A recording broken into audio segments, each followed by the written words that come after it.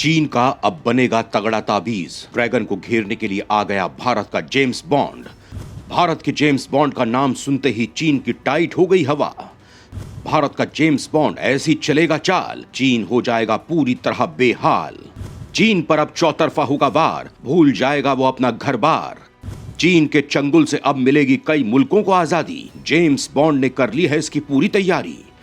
James bond के action से Taiwan में भी भर गया है जोश। महिला ब्रिगेड कर देगी ड्रैगन को जमीन दोज। दोस्तों, चीन के नापाक मंसूबों को मिट्टी में मिलाने की अब मोदी ने पूरी तैयारी कर ली है। इसके लिए उन्होंने अपने जेम्स बॉन्ड को मैदान में उतार दिया है। मोदी के इस माहिर खिलाड़ी के मैदान में उतरते ही चीन की सिट्टी पिट्टी गुम हो गई है। उसके कान खड़े हो गए हैं। उसे लगने लगा है कि अब उसकी खाट खड़ी होने वाली है, क्योंकि मोदी ने जिस योद्धा को ड्रैगन को सबक सिखाने के लिए मैदान में उतारा है, उसके आगे अमेरिका की भी बोलती बंद हो जाती है। लिहाजा चीन का डर लाजमी भी है। दोस्तों, यहाँ सवाल उठता है कि आखिर चीन को सबक सिखाने के लिए भारत क्या करने जा रहा है? कौन सी रणनीति अपनाने जा रहा है? कैसे चीन की धुर्रियां बिगाड़ने जा रहा है? क्या भारत सीमा पर कोई तैयारी कर रहा है या फिर अपनी विदेश नीति से चीन को जवाब देने जा रहा है? दोस्तों, दुनिया जानती है कि चीन एक धोखेबाज मुल्क है। वो अपने हथकंडों से दूसरे मुल्कों को अपना गुलाम बना रहा है, उन्हें अपने इशारों पर नचा रहा है।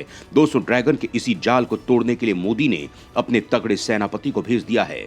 मोदी के इस जेम्स बॉन्ड की हनक इतनी है कि चीन के चंगुल में फंसे देशों के चेहरे खिल गए हैं। उन्हें लग रहा है कि कोई है जो उन्हें चीन के जुल्म सितम से मुक्ति दिला सकता है, उन्हें आजादी नसीब करा सकता है, उन्हें फिर से अपनी विदेश नीति तय करने के काबिल बना सकता है, उन्हें कर्ज के जाल से बाहर निकाल सकता है। दोस्तों, इसमें कोई दो राय नहीं है कि भारत की इस चाल में चीन बेचैन है। लिहाजा वो इसकी काट खोजने में भी जुट गया है, लेकिन भारत के जेम्स बॉन्ड के आगे उसकी कोई युक्ति नहीं चल पा रही है। दोस्तों, यहाँ सवाल ये उठता है कि आखिर भारत का जेम्स बॉन्ड कौन है? किसे मोदी ने चीन को सबक सिखाने की जिम्मेदारी सौंपी है? दोस्तों, भारत के इस जेम्स बॉन्ड के बारे में आप भी जानते हैं। रूस यूक्रेन युद्ध में इनकी खास चर्चा थी। रूस के साथ भारत के संबंधों को लेकर पश्चिमी देशों को आईना दिखाने को लेकर इन्होंने खूब सुर्खियां बटोरी थी। भारत का टेम्पो हाई करने में इनका कोई सानी नहीं है। शायद इसीलिए मोदी ने इन्हें चीन की बैंड बजाने की जिम्मेदारी सौंपी है। दोस्तों, एक तरफ भारत के जेम्स बॉन्ड दुनिया को चीन के चंगुल से आजाद कराने में जुटे हैं, तो दूसरी तरफ ड्रैगन के खतरे को देखते हुए ताइवान ने भी अब कमर कसने की तैयारी कर ली है। चीन को जवाब देने के लिए वो अपनी महिला ब्रिगेड को तैयार कर रहा है। उन्हें वो ट्रेनिंग दे रहा है जिससे जंग के मैदान में वो दुश्मन के दांत खट्टे कर सके। दोस्तों, यहाँ सवाल ये उठता है कि क्या भारत अब चीन को चौतरफा घेरने की तैयारी कर रहा है? क्या ड्रैगन पर शिकंजा कसने के लिए वो अपनी रणनीति को और धार दे रहा है? क्या भारत की ये चाल चीन के नापाक मंसूबों को ढेर कर पाएगी? क्या भारत अपने पड़ोसी मुल्कों को चीन के चंगुल से आजाद करा पाएगा? दोस्तों, जैसा कि आप जानते हैं कि चीन एक शातिर खिलाड़ी है, लिहाजा उसे मात देना इतना आसान नहीं है। इसके लिए भारत को तगड़ी रणनीति बनानी होगी। दोस्तों, ऐसे में भारत चीन को कैसे जवाब देगा? कैसे उनकी नाक में नकेल डालेगा? कैसे ड्रैगन को उसकी हद बताएगा? कैसे उसके बढ़ते कदमों को रोकेगा? कैसे उसके जाल से अपने पड़ोसियों को बचाएगा? आपके इन्हीं सवालों के जवाब अब मैं देने जा रहा हूं। चीन की खाट खड़ी करने की अब हो गई है पूरी तैयारी।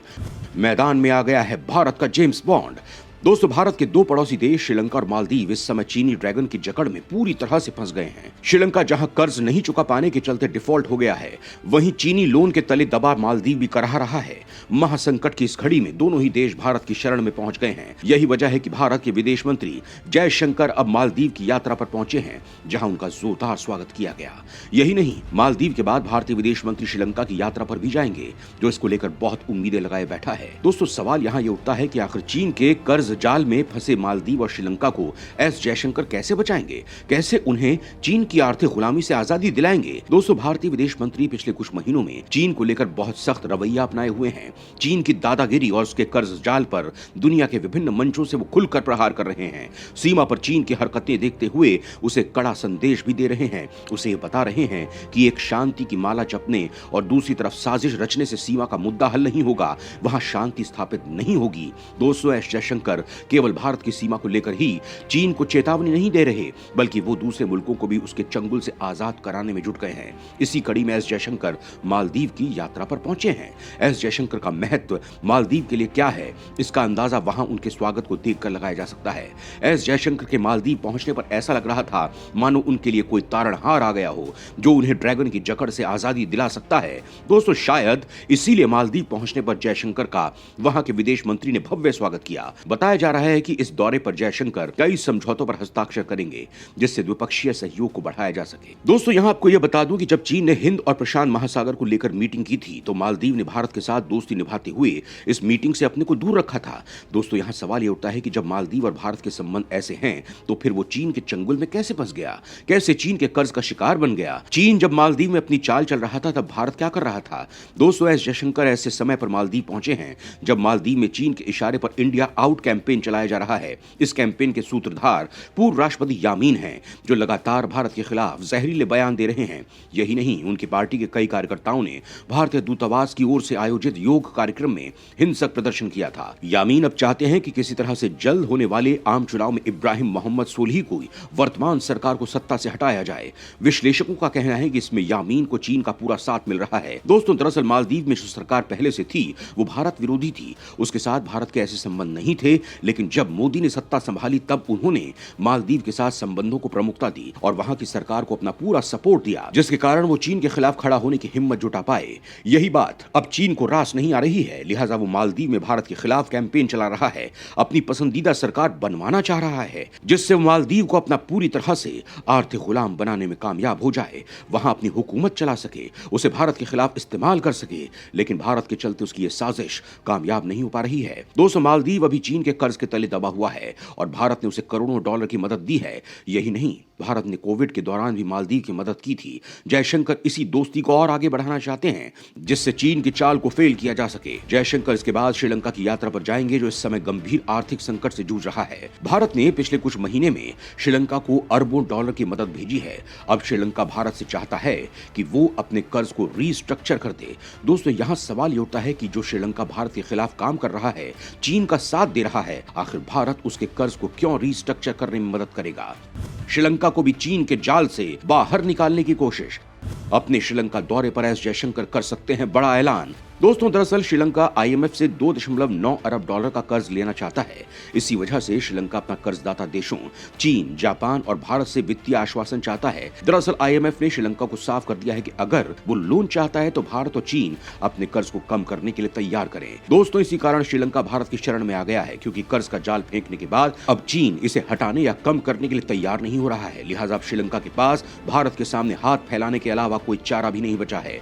दोस्तों श्रीलंका के चीन के साथ खड़े होने के बाद भी भारत ने उसके लोन को रीस्ट्रक्चर करने का आश्वासन दे दिया है, लेकिन अभी चीन की ओर से कोई जवाब नहीं आया है। दोस्तों भारतीय विदेश मंत्री की ओर से जारी बयान में कहा गया है कि श्रीलंका एक नजदीकी पड़ोसी देश और दोस्त है और भारत हर समय श्रीलंका के लोगों के लिए खड़ा है। दोस्तों यहाँ सवाल ये उठता है कि क्या भारत की इस मदद के बाद श्रीलंका सुधर जाएगा? क्या वो चीन के प्रभाव से बाहर आ जाएगा? क्या वो श्रीलंका की जमीन पर भारत विरोधी गतिविधियों की इजाजत नहीं देगा? क्या वो समुद्र में चीनी जासूसी जहाजों की अब एंट्री रोक देगा? दोस्तों श्रीलंका कुछ करे ना करे, लेकिन ताइवान ने चीन को सबक सिखाने की तैयारी शुरू कर दी है। चीन के नापाक मंसूबों को देखते हुए वो अब तैयारियों में जुट गया है। क्या चीन और ताइवान के बीच होने वाली है जंग? ताइवान की तैयारी किस ओर कर रही है इशारा? दोस्तों ताइवान ने चीन से बढ़ते हुए युद्ध के खतरे को देखते हुए महिलाओं को भी मिलिट्री ट्रेनिंग देने का फैसला किया है। ताइवानी महिलाओं के लिए मिलिट्री ट्रेनिंग पुरुषों जैसी अनिवार्य नहीं होगी। जो महिलाएं रिजर्व फोर्स में शामिल होना चाहती हैं, वो अपनी इच्छा से ट्रेनिंग के लिए खुद को नॉमिनेट कर सकती हैं। ताइवान के रक्षा मंत्रालय ने कहा है कि वो इस साल की दूसरी तिमाही से 220 महिला सैनिकों को ट्रेनिंग में शामिल होने की अनुमति देगा।